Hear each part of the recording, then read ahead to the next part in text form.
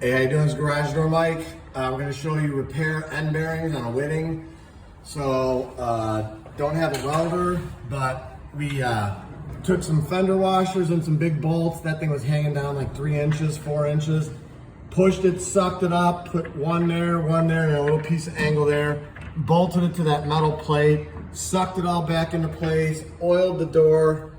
1 roller, 2 rollers. I think we need one of them little hingy things. You know, put a roller over there too. Do we put one over there? Oh yeah. Watch out for me. Grab the door and like move over the way.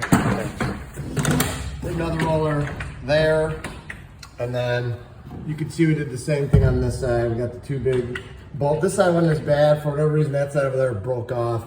But that's how they do these Whittings like this, so the drum space it's not all the way over, because it has to be in line with the bottom fixture, because the bottom fixture is on the outside. And it's not like a residential garage door. Lubed, oiled, and repaired. There it is. Whitting truck door end bearing repair. We're not going to do an outside video today because this was more of an inside job. No pun intended. Thanks for watching the video. Thanks for smashing the subscribe button.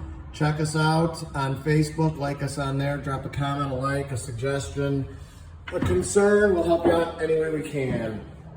Thank you for watching the video, and as always, I encourage everybody to praise the Lord. Thank you for watching our repair truck trailer door, box truck roll-up door, end bearing, garage door, new cable, garage door video.